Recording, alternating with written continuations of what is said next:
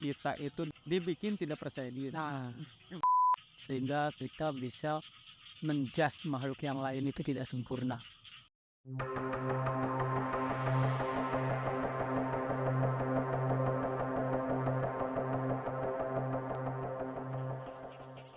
Assalamualaikum warahmatullahi wabarakatuh. Sampurasun, kembali bersama channel Ekstra Dimensi.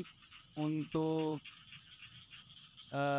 episode kali ini kita akan membahas tentang eksistensi ya Kang ya. Eksistensi itu sebagai gambaran. Eksistensi itu umum ya, umum dalam arti eksistensi kita sebagai makhluk. Karena masih nyambung ke bahasan sebelumnya yang tempatnya di sini juga terkait meditasi, dan itu salah satu efek yang ditimbulkan ketika kita melakukan meditasi akan menemukan makna eksistensi. Apa eksistensi yang dimaksud atau eksistensi yang dituju itu apa sebenarnya? Ya, eksistensi. Eksistensi di sini lebih kepada berbicara tentang eksistensi diri, yaitu keakuan.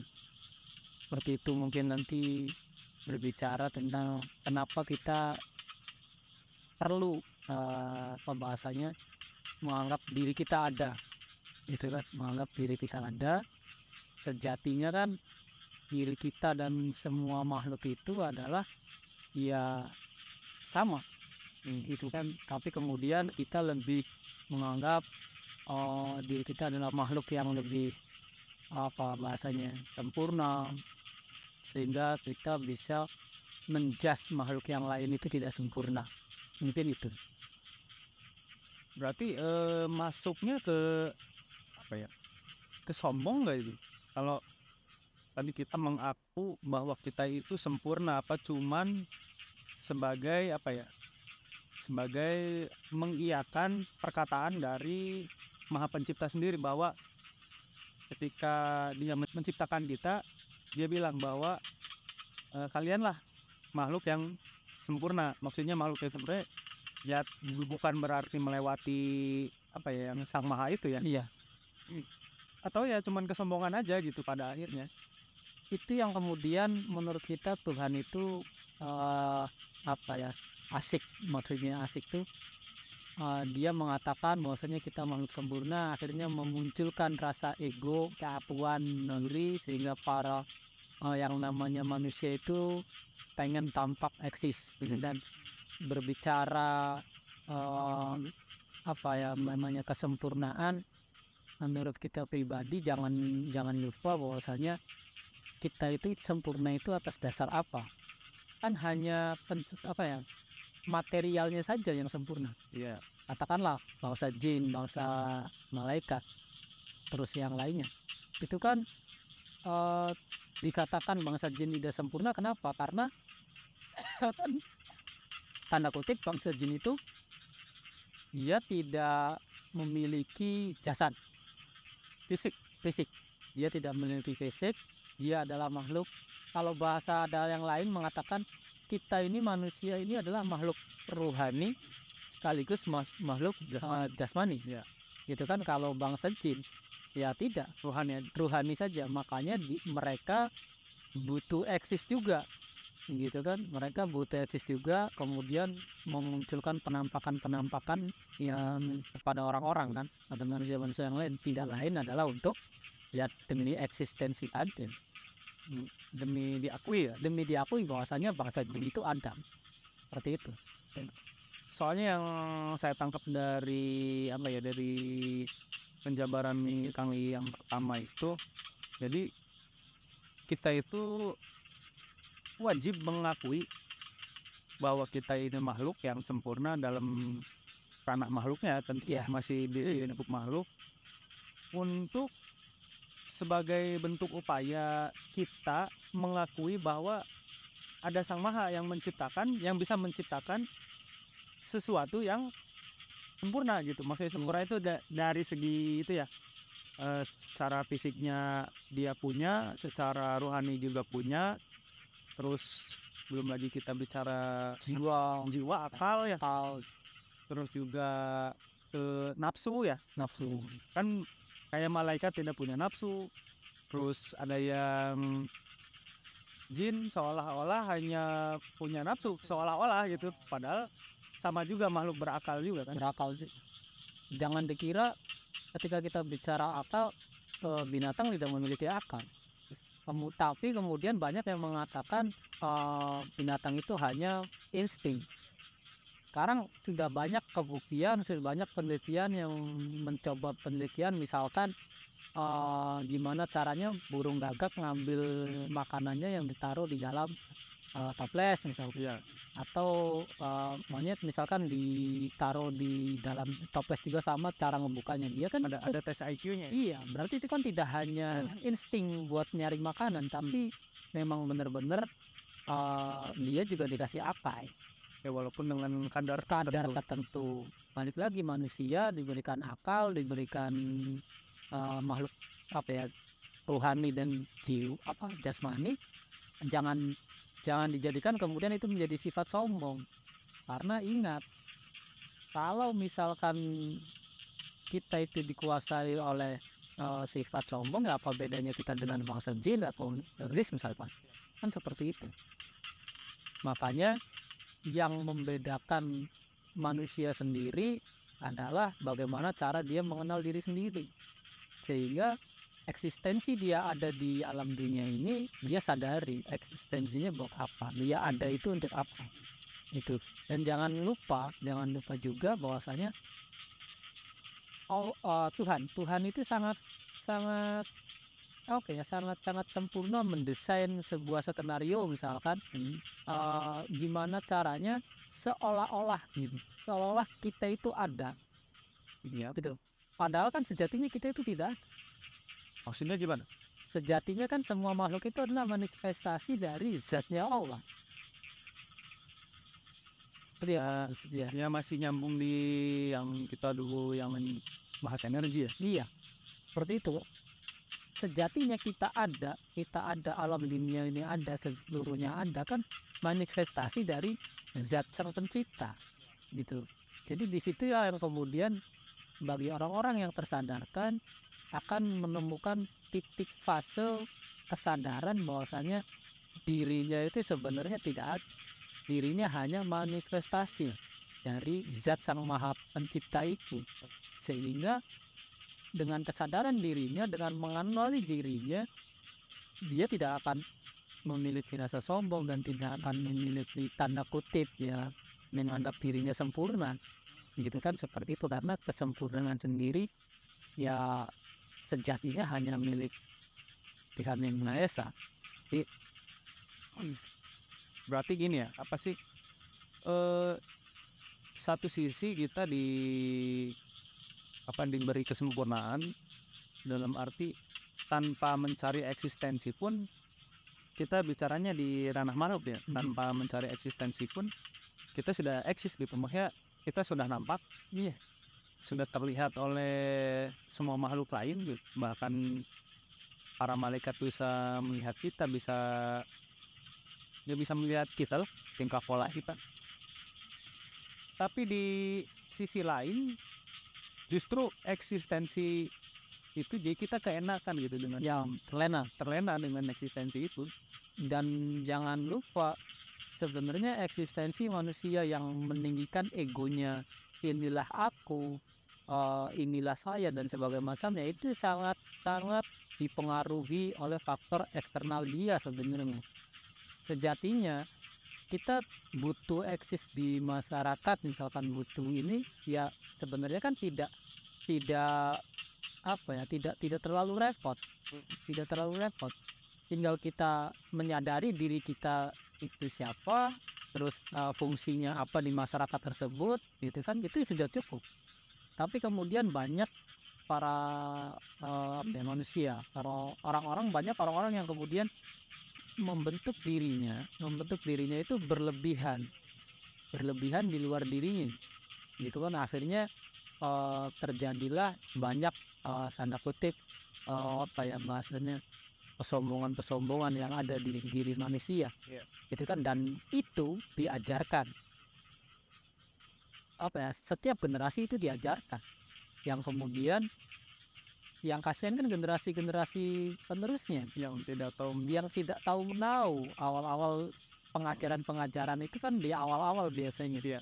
Itu kan kemudian bertahun-tahun dibikin seperti itu, akhirnya ya tanda kutip banyak manusia-manusia yang lupa akan apa ya, jati dirinya, bahwasanya butuh eksistensi itu tidak butuh sesuatu yang wah dan sebagainya masalah. Jadi, saya juga beberapa kali lihat konten terutama tentang kebudayaan punya ya, termasuk saya sendiri mengalami ada beberapa budaya atau tradisi di masyarakat di sekitar saya yang menurut saya apa gitu, logikanya apa, jadi tidak logis ya karena memang bangsa ya orang-orang sebelum kita itu hanya membatasi di kata pamali dan tidak berusaha menjelaskan kenapa, padahal kemudian setelah dipelajari, contoh misalnya dalam menebang bambu itu ada bulan-bulan tertentu, ada hari-hari tertentu, ya ada jam-jam tertentu yang sebaiknya jangan dilakukan untuk menebang bambu, karena setelah diteliti katanya ketika di waktu yang pas itu kadar air si bambu itu akan berkurang, terus jadi berarti karena kadar air berkurang akan mengakibatkan kualitas bambu juga jadi bagus. Sebenarnya arahnya ke sana. ya Berarti orang zaman dulu itu pengetahuannya udah sampai sana, cuman mungkin nggak turun sampai kita aja. Jadinya kan mistis. jadinya mistis. Cuman jatuhnya primbon. Jadi kita pada akhirnya yang kita baca cuman mistisnya, Ya pamalinya, bukan apa? bukan sains atau pengetahuan tentang bambu. Kenapa gitu? Iya. Bukan kenapa, tapi udah makan aja gitu. Iya. Itu memang kekurangan dari tanda kutip leluhur kita, mungkin salah satunya ya, Iya. tidak menyampaikan kayak misalkan tadi menebang bambu, kenapa kemudian gunting kuku itu tidak boleh malam-malam, Ya. gitu kan. Itu kan ada maksudnya masing-masing, makanya sebenarnya itulah yang kemudian menjadikan kita itu menjadi tanda kutip eksis, menjadi diri kita sendiri, gitu kan, menjadi diri kita sendiri. Kalau kita paham tentang budaya kita paham tentang apa ya bahasanya, cara hidup budaya di daerah kita sendiri, itu kita sudah cukup sebenarnya untuk eksis sebagai manusia. Iya. Itu kan sudah cukup, gitu kan. Tapi kemudian banyak yang tidak percaya diri dengan cara hidup, pola hidup di daerahnya yang sudah diajarkan oleh leluhur mereka, sehingga yang lebih eksis adalah pengetahuan yang belum tentu itu cocok buat budaya kita, misalkan seperti itu. Jadi perlu dipahami ketika kita pengen eksis di dunia atau tentang diri kita, ya sudah jadi diri sendiri gitu, tidak mudah terpengaruh oleh di luar diri kita, gitu kan. Dengan kita menjadi diri sendiri, kita akan menjadi mengenal, oh iya tugas saya itu di dunia ini sebagai apa, ini kita di dunia ini atau di masyarakat itu berperan sebagai apa. Ya. Itu kan lebih penting daripada kita ngikutin kemauan yang di luar diri kita. Yang namanya sukses itu punya mobil berapa, punya rumah tinggi, apa gedong dan sebagainya macam Materi. Karena sukses zaman sekarang kan lebih kepada materi, sehingga akan menjauhkan dari fungsi dirinya diciptakan, tanda kutip ya, fungsi dirinya berada di masyarakat. Kan seperti itu ya. Sekarang beberapa motivator yang saya ketahui, yang saya ikuti sudah merubah mindsetnya. Jadi mereka itu, saya karena tahu beberapa, ya nggak tahu keseluruhan dia dari dulunya ya, cuman ya sama dulunya glorifikasinya sama terkait materi juga, cuman ya ada salah satu lah yang yang sekarang lagi saya ikuti motivator terkait ini ya bisnis ya, maksudnya motivator bisnis aja dia sekarang udah mempertanyakan apa sukses itu sebenarnya bukan apa ya materi. Apakah sukses itu hanya materi? Bahkan dia sampai pertanyaannya, jadi orang tua kamu nggak sukses dong kalau ininya apa acuannya atau tolak ukurnya materi, karena sekaya apapun kamu sekarang, misalnya orang tua kita zaman sampai sekarang secara materi kurang, berarti nggak sukses. Tapi kontradiktif, berarti orang tua kita juga sukses, bisa mendidik kita menjadi sukses gitu tuh versi materinya misalnya, walaupun itu versi materi. Jadi sekarang itu beberapa motivator lah yang saya ikuti ya gitu. Jadi udah membuang acuan sukses itu dari materi. Itu yang kemudian menjadi paradoks atau anomali yang ada di dunia sekarang. Dunia timur yang terkenal tanda kutip dengan mistisnya zaman dulu, sebenarnya bukan mistis ya, tapi lebih kepada spiritual. Ya. Dunia timur yang kemudian terkenal dengan spiritualnya dihancurkan oleh orang-orang barat pada waktu itu dengan bahwasanya pemahaman yang namanya apa sih sains dan segala macam, terlalu logis lah. Iya. Jadi menuntut orang-orang timur itu harus logis. Sekarang tidak dipungkiri orang-orang barat sendiri, peneliti barat, saintifik yang ada di barat itu semuanya, bukan semuanya tapi kebanyakan beralih kepada spiritual gitu. Banyak yang kemudian mungkin kalau misalkan teman-teman tahu, banyak artis-artis Hollywood kemudian banyak main ke timur, kata kasarnya berburu ke timur untuk healing kata kasarnya, dan larinya adalah ke spiritual. Iya. Kita tidak berbicara agama ya, meditasi dan sebagainya macam. Dan lucunya orang timur yang tadinya spiritualnya sudah nyampe sana, sekarang belajar ke barat. Aneh ya? Aneh kan? Itu karena eksistensi dianya nggak percaya kepada dirinya sendiri. Gitu kan, akhirnya zaman sekarang orang akan lebih bangga mempelajari spiritual kalau ngurunya dari barat. Iya. Dengan istilah-istilah zaman modernnya. Iya. Itu kan meditasi gitu kan orang-orang dikembangkan oleh sana, hipnoterapi, gitu kan, apalagi terapi holistik dan sebagainya. Bahkan katanya ya, saya belum bisa memvalidasi benar-benar nih. Katanya yoga sendiri lahirnya dari orang Indonesia, dari bangsa kita zaman dulu lah, entah itu bangsa mana, mungkin dari leluhur bangsa yang ada di Indonesia lah ya, yang saya tahu gitu. Soalnya katanya perjalanannya itu yang orang dari India itu dulunya dapat ilmunya dari Nusantara gitu.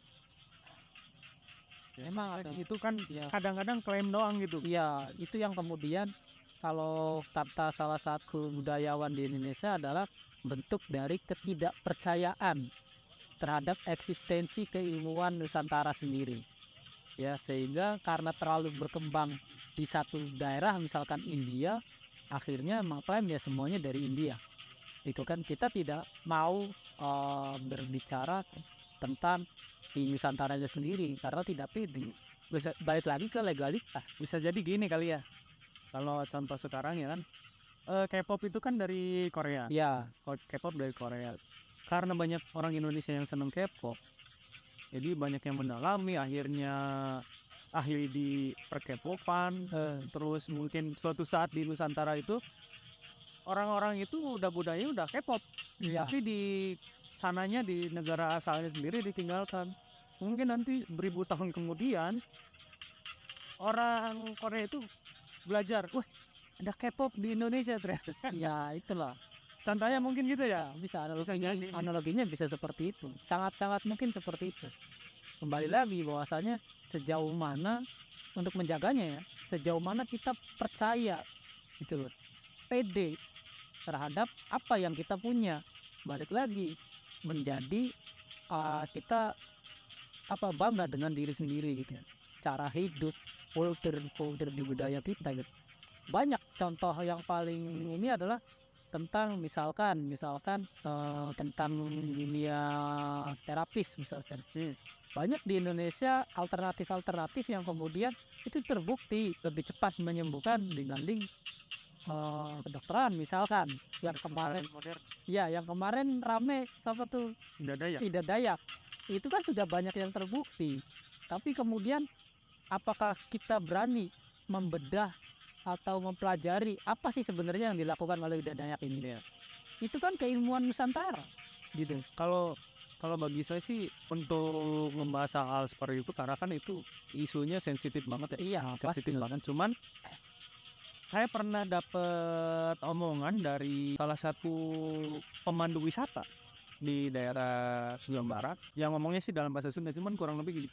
Jangan nyalain orang yang lagi ngobrol sama batu kalau kamu nggak bisa bahasa batu. Jadi ini Ya. ketika kita nggak paham sesuatu, diem. Maksudnya saya merasa tidak paham terkait cara pengobatan yang Dayak itu ya. Jadi lebih baik ya saya nggak ikut berkomentar ini. Kalaupun itu dibilang bohong, beberapa orang yang cerita ke saya yang katanya pernah hidup di Kalimantan bilang saya itu benar katanya yang dilakukan di Dayak benar karena dia menyaksikan dengan mata gitu. Jadi apa ya? Mungkin ada beberapa orang yang tidak sepakat dengan caranya ya. Cuman ya kalau bagi saya kalau memang nggak sepakat ya dibuktikan aja gitu. Iya. Ya. Ya itu makanya kan itu kan sebuah sebuah contoh, salah satu contoh kearifan lokal Nusantara gitu kan. Maksud kita adalah bukan berarti kita tanda kutip 100% membenarkan Ida Dayak. Maksud kita seperti ini, misalkan ada ide di kita, kita ada ide. Berani nggak ide itu menggali gitu tuh, kenapa bisa seperti itu begitu kan, sehingga nanti memperkaya keilmuan tentang kesehatan di negara kita. Itu kan bagaimanapun setiap negara itu punya budayanya masing-masing. Pastilah di bidang manapun pasti ada ciri khasnya masing-masing di bidang apapun. Ya kayak ekonomi kita ada ekonomi kerakyatan gitu kan, misalkan demokrasi terpimpin. Itu kan kita memiliki ciri khas masing-masing. Nah, berani tidak yang berwenang ini menggali itu gitu loh, sehingga menjadi tambahan. Sekarang kan tidak, prosesnya tidak seperti itu. Banyak ahli tulang di kita, ya kan? Dan itu memang benar adanya gitu kan, adanya. Banyak disalahin Karena tidak sesuai dengan ortopedi dan sebagainya macam menangani kedokteran. Maksud kita bisa nggak itu di-compare gitu loh. Bisa nggak di-compare? Akhirnya ya seenggaknya si ahli tulangnya diedukasi lah. Diedukasi gitu loh, bukan kemudian disalah-salahkan dan sebagainya macamnya. Di kita banyak yang misalkan praktisi hipnotis dan sebagainya macamnya, tapi orang nggak akan pasti akan bangganya kalau itu dari luar negeri. Ya tuh di luar itu ada bukti empiris atau tidak, menurut saya pengobatan alternatif di Indonesia sendiri banyak membantu orang. Iya. Terkait itu memang benar terjadi atau benar-benar mengobati atau benar-benar bikin suatu penyakit sembuh. Karena kenyataannya di Indonesia itu sangat membantu. Banyak masyarakat yang terbantu dengan itu, banyak masyarakat buktinya yang masih berbondong-bondong bukan karena mistis ya, selain dari kepercayaan juga jatuhnya ke biaya juga. Iya. Kadang-kadang hanya jadi pilihan, walaupun di alternatif tuh nggak ada BPJS, kita nggak bisa klaim BPJS sih. Ya itu nggak ada asuransi yang bisa mengcover juga misalnya. Iya, ketika kita sudah berbicara tentang berani mengakui, berani percaya diri tentang keilmuan yang ada di Nusantara, menurut kita itu yang kemudian menjadi Nusantara eksis gitu. Indonesia secara ini akan eksis di dunia atau di kancah dunia gitu kan, akan disegeni lagi gitu kan, seperti itu. Termasuk di manusianya sendiri. Eksistensi secara kita komunal sebagai negara tidak akan diakui kalau kitanya sendiri di manusianya sudah terjadi degradasi.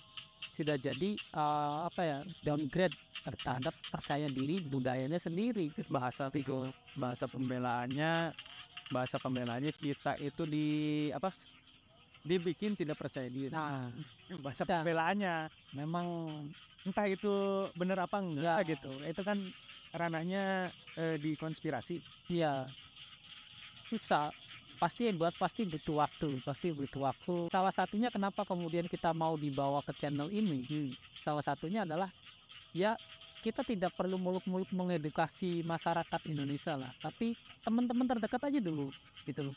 Kita diedukasi supaya apa? Supaya kita percaya diri terhadap kebudayaan kita sendiri gitu ya. Atau apa yang sudah ada di Nusantara.